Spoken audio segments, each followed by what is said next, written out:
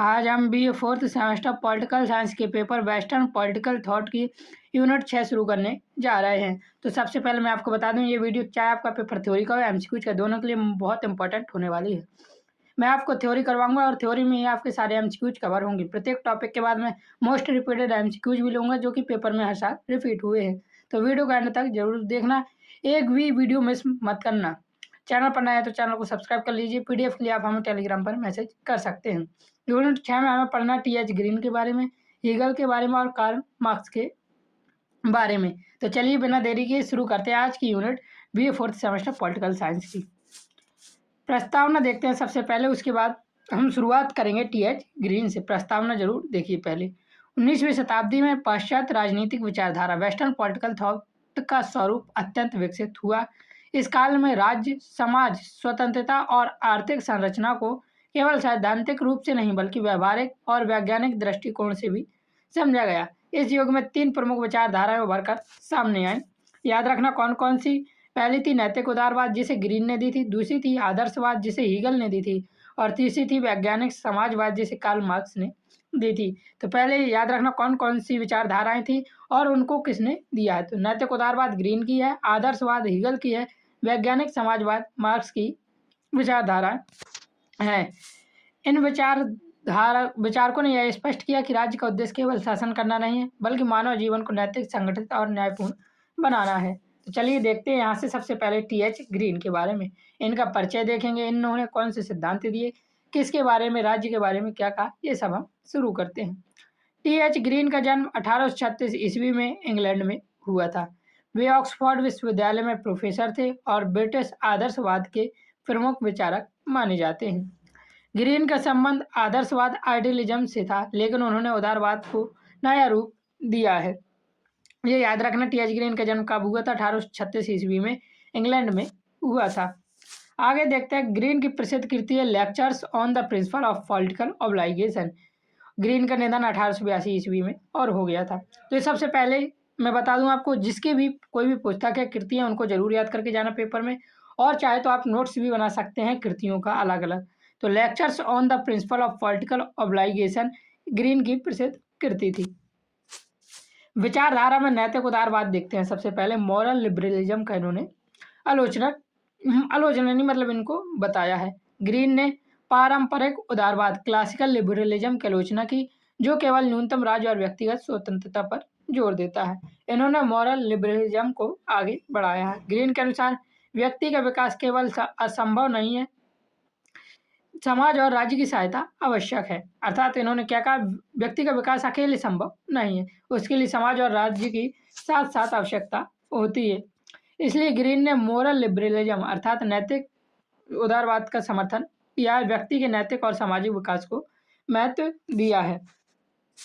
आगे देखते हैं, सकारात्मक स्वतंत्रता की भी इन्होंने बात की है। सकारात्मक स्वतंत्रता है क्या?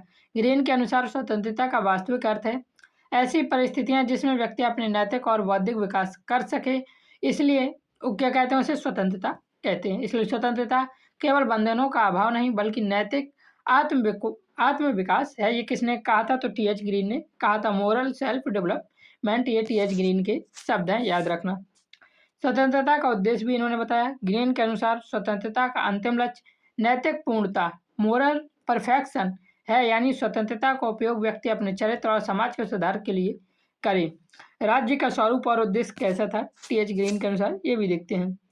ग्रीन के अनुसार राज्य दमन का साधन नहीं बल्कि नैतिक संस्था है, मोरल इंस्टीट्यूशन है। राज्य का मुख्य कार्य है प्रमोटिंग मोरल डेवलपमेंट, अर्थात ऐसी परिस्थितियां बनाना जिससे व्यक्ति का नैतिक विकास हो सके। तो प्रमोटिंग मोरल डेवलपमेंट किसने दिया है? तो याद रखना टीएच ग्रीन ने ये कहा है। आगे देखिए, अधिकारों का सिद्धांत भी इन्होंने दिया है। ग्रीन के अनुसार अधिकार प्रकृति से नहीं आते, ईश्वर से नहीं आते, बल्कि समाज से उत्पन्न होते हैं। ग्रीन के अनुसार ये उन्होंने अपने अधिकारों के सिद्धांत में बताया कि सिद्धांत ना ही प्रकृति से आते हैं ना ही दैवीय हैं, ये क्या है, समाज से ही उत्पन्न होते हैं, और उनका आधार है सोशल रिकॉग्नाइजेशन अर्थात सामाजिक मान्यता।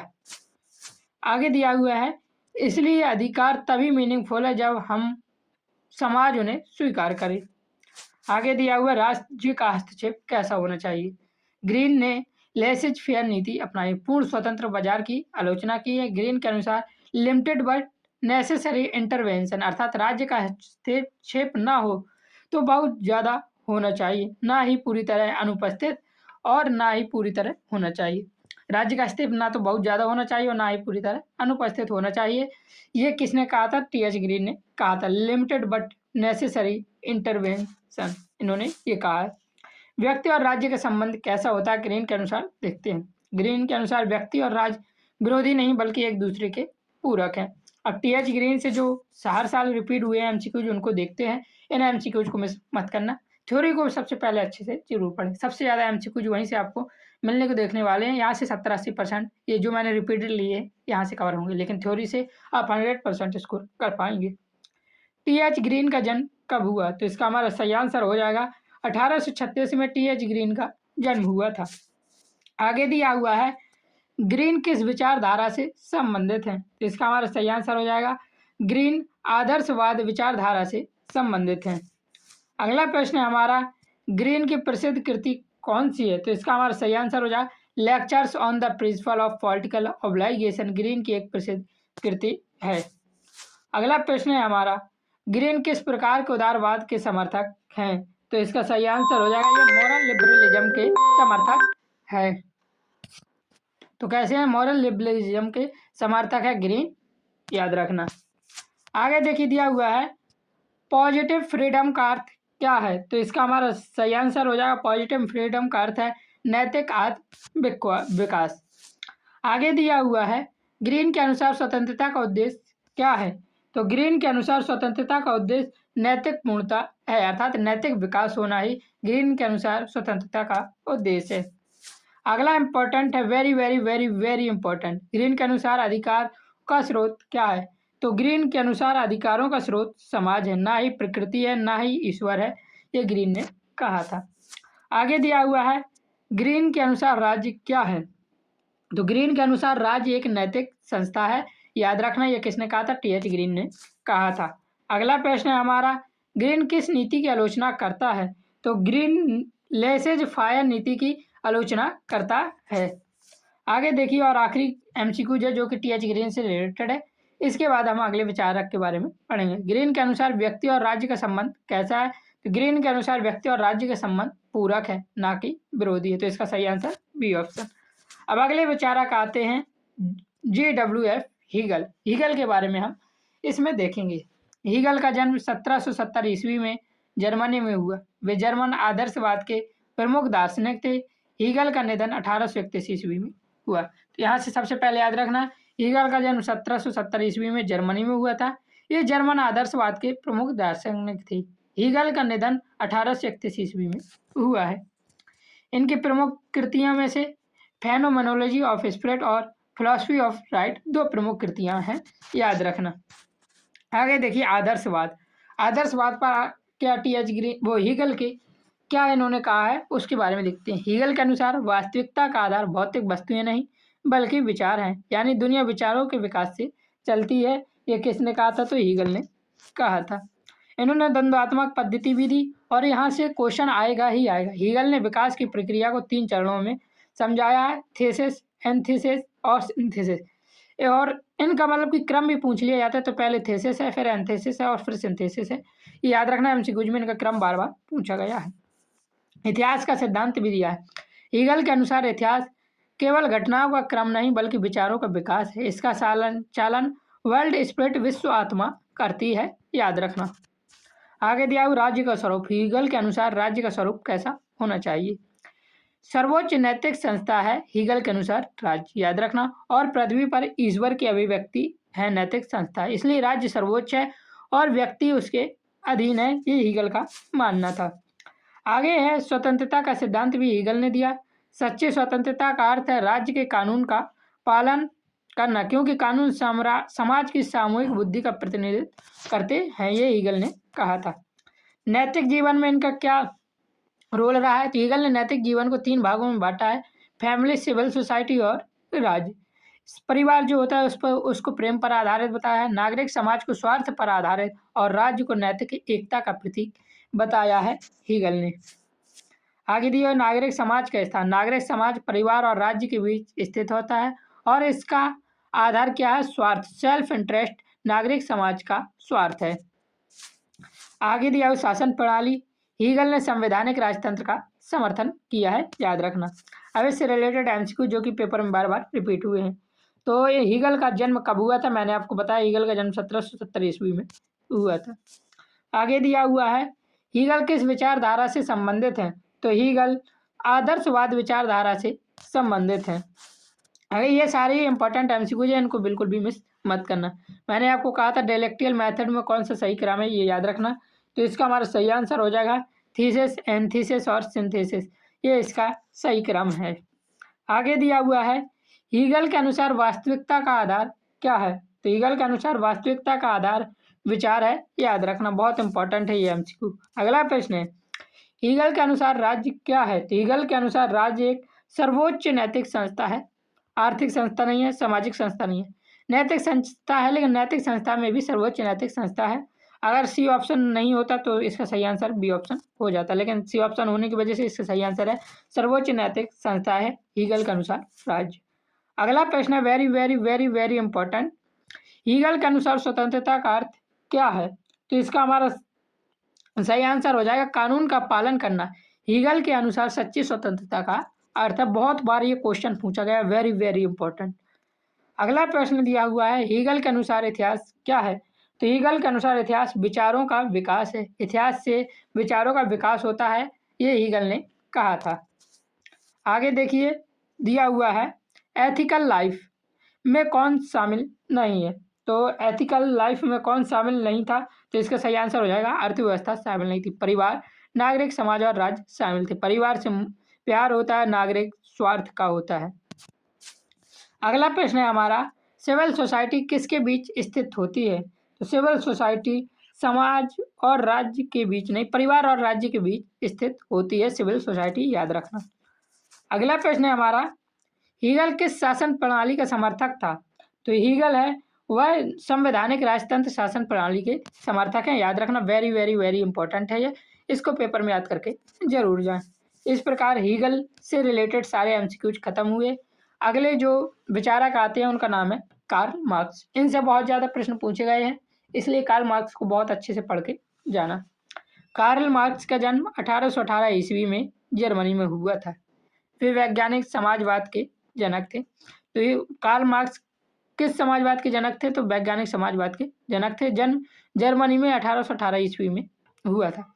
मार्क्स के सहयोगी फ्रेडरिक एंगल्स थे, याद रखना, ये क्वेश्चन पूछा गया है इसलिए इसमें सहयोगी रख लिया गया। तो कौन थे? फ्रेडरिक एंगल्स थे। मार्क्स का निधन 1883 ईस्वी में हुआ था।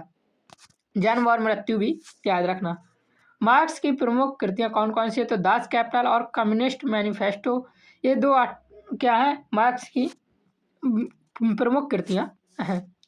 अब ऐतिहासिक भौतिकवाद में इनका क्या योगदान है वह देखते हैं। मार्क्स के अनुसार इतिहास का आधार विचार नहीं बल्कि आर्थिक संरचना है, इकोनॉमी है। आर्थिक आधार समाज की संरचना तय करता है, ये किसने कहा था? तो ये कार्ल मार्क्स ने कहा था।